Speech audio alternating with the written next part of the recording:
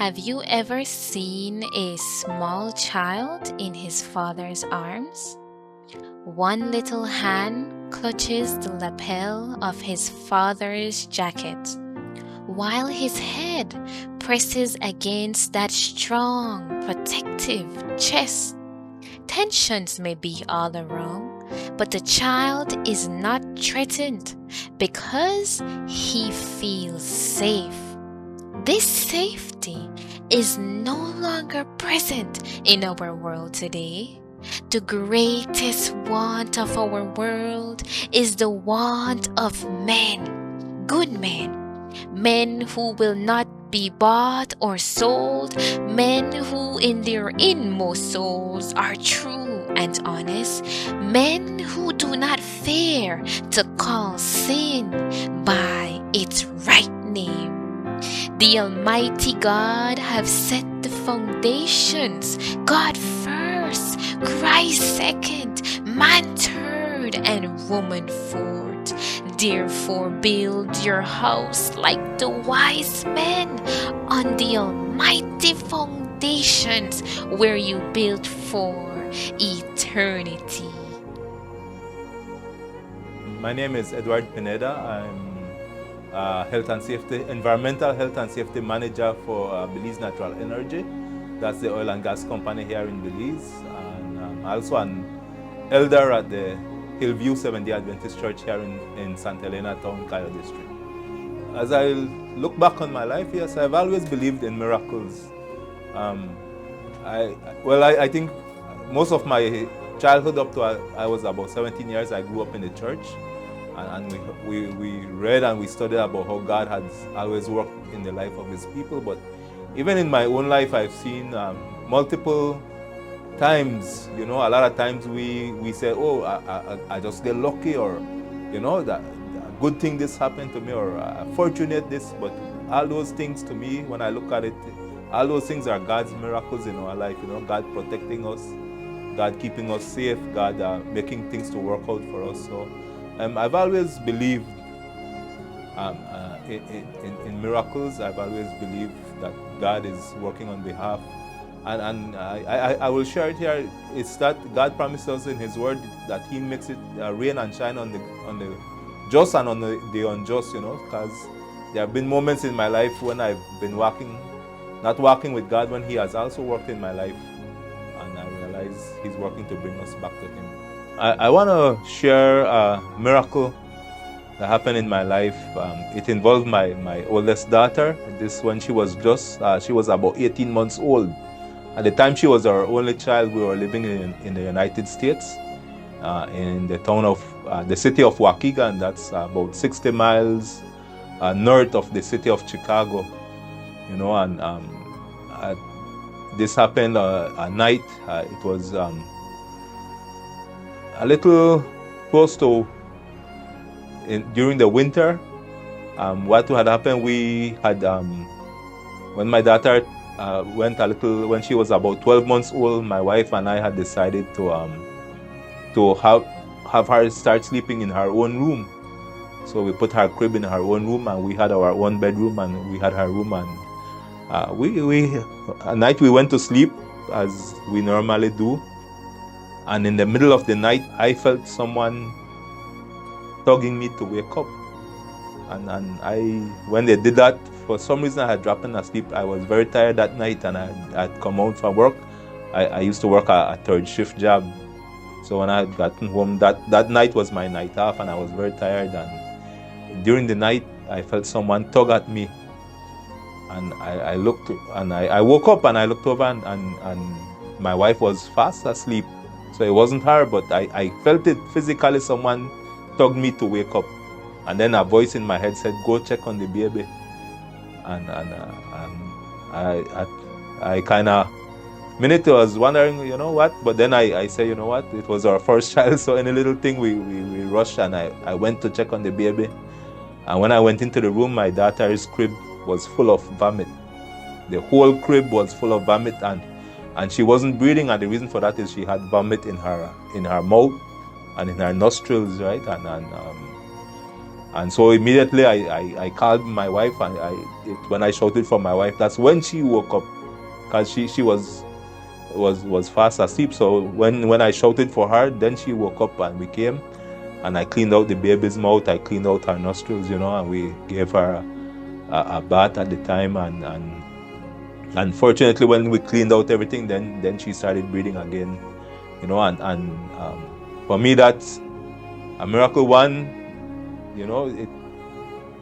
it was God that woke us up, and that voice in my head, I could hear it even today. I remember it clear, like someone was talking to me, and that told me go check on the baby, and I'm grateful to God. It's a miracle in our life. My eldest daughter, she's about to turn 24 in the month of December. She'll be 24, and she's someone that lives a life very dedicated, very devoted to God.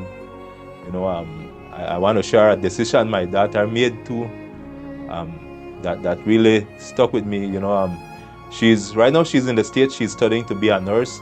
She also works, and she's active in the church. She's still active in the church, and she was going through a period when she felt a little overburdened with having to work and having to be active, her activities in the church, and her studies. And when a lot of young people would say, what, let me cut down on my activities in the church and let me focus on my studies, my daughter, no, she made the decision. She cut down on the amount of classes she was taking. She would still finish her nursing degree, but it would take her a little longer than usual.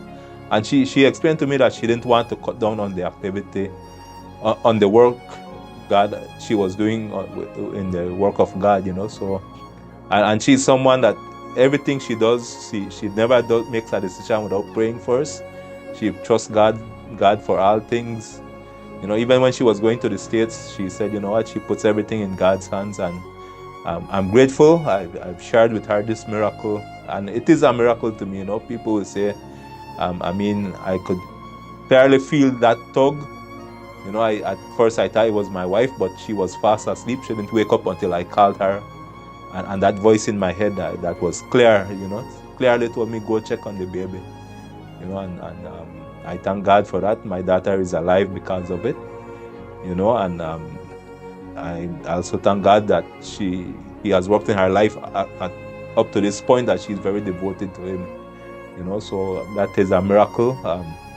Again, people would put it as luck, but that's a miracle in my eyes, and that is something. It was our first child, so I'm grateful God performed that miracle in our life.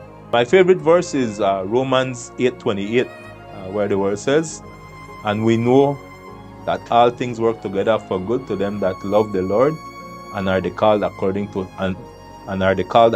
His purpose." The reason that verse has helped me throughout my life is, we have a lot of verses, and people are always motivated or inspired when good things happen in their life. But Romans 8:28 reminds me that life will not always be good, but even in the bad moments, God is working that for my good, and for His purpose for my life. So that always encourages me. As an more mature person, I don't like to use the term old, right? But I'm 51, about to be 52, and as you go through life, you realize life has a lot of ups and downs. You have great moments, you have good moments, you have bad moments, you have very bad moments. In my life, I've experienced them all, a lot of them my own doing, but that verse keeps me grounded in the Lord, that even when I'm going through bad things, even when I'm going through difficult circumstances, that God has a plan for my life, and it's for my good. It tells us, right? It's for our good, that all things work together for good for those who love God. So, and I like how it starts. The Apostle Paul starts that with, "And we know," meaning that it's not something that we should be confused about. It's not something that we should not be doubtful about. We should know that everything that God allows in our life is for our good. God's love for us does not change. Nothing that we do causes God's love to diminish from us, and He will work in all of our lives. When we are devoted to Him, He has promised He will always be there with us. And even when we stray away from Him at times, because I've strayed from the Lord, even when we stray at Him, He works in our lives, trying to bring us back to Him. I'm a person that once I get a certain amount of drinks in me, when I used to drink alcohol, I want to go home. And at the time, it was about 11 in the night. My friends were not ready to leave. So I decided, you know what, I will, under the influence of alcohol, not thinking too straight, I decided I will walk home. And so I started to walk from the border, but this wasn't the road that exists right now. It was the older road that had a lot of jungle, a lot of forest on the side of it as well. And I started to walk. Said I would walk to Benka, and then I would try to get a ride home. On the way there, four men jumped me to rob me, right? And I only, when they held me up, I only had $10 in my wallet. So I gave them the $10 and I told them that's all I had. And I guess that they did not like that, so they started to beat me up a bit. I fell to the ground, and while I was on the ground, they kept kicking me and thing, and all I did was I curled up and protected my head, right, and my face while they were hitting me. And so I protected my head and my face while they were hitting me. And I could feel plain when one of them put a gun to my head. And I could hear, like, everything was so clear then. I could hear when I think you call it the hammer, hit where the bullet would be. And thanks to God, again, the gun didn't go off. Now I don't know. I will not speculate and say, oh, the gun was empty. It could be that it was empty, but that's what happened. I heard the hammer hit where the bullet would normally be, and the gun didn't go off. And immediately when that happened, some headlights started approaching.